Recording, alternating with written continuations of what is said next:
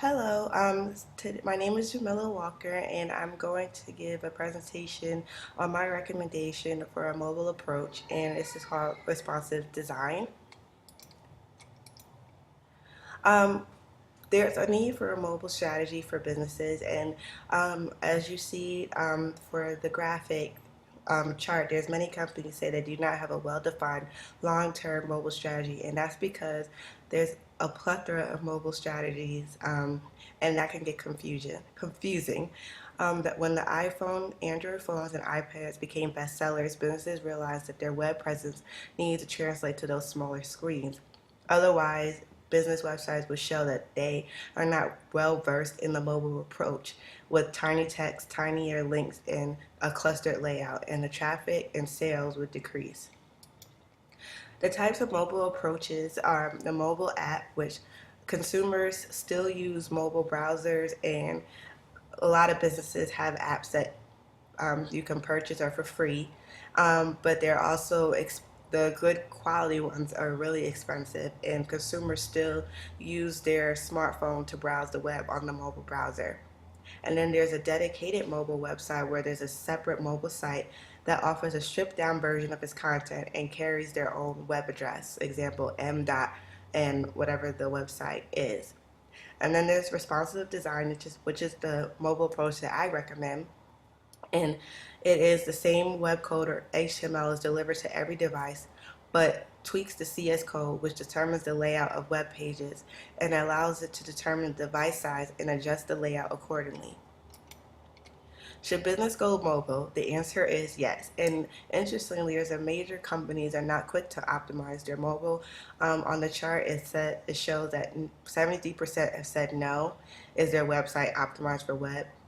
4% says it's responsive, and 23% say yes, they are optimized for the mobile.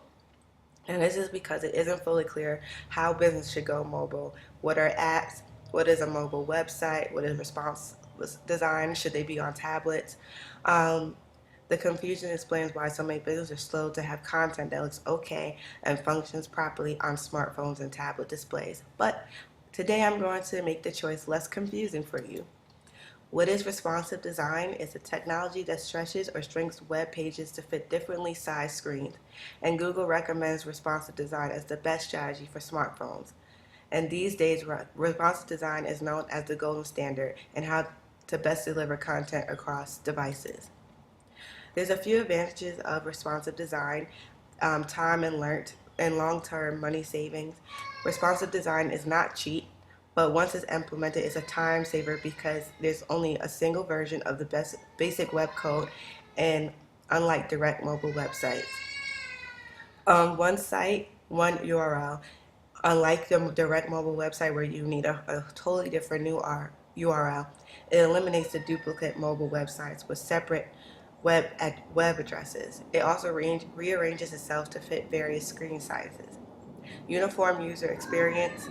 Responsive design mimics the website that you see on a desktop, PC, Mac, and users will not become confused and when they visit the website on the mobile device because they'll already know the look and feel and they'll know exactly what to do and how to log on.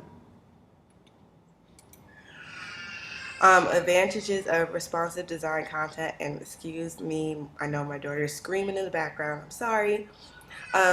It's tablet friendly. There are 80 million tablets in circulation, and the responsive design fits well to any tablet screen. It takes the element of a PC and reorders them into the tablet and smartphone friendly schemes.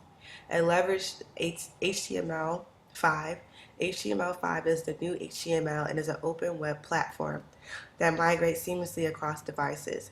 And responsive design means that HTML5 can deliver this experience to any mobile device without creating a specific web design for a smartphone.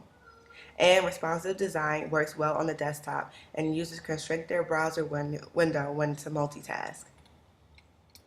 And here's a couple examples of nonprofit like yourself that uses responsive design. There's Farm Africa, and it shows how it looks on the desktop, how it looks on tablets and smartphones. And Children's Museum of Pittsburgh has the same way. Looks just like the website on desktop, and so users are able to go through it on their mobile or tablet device without any problems. Thank you.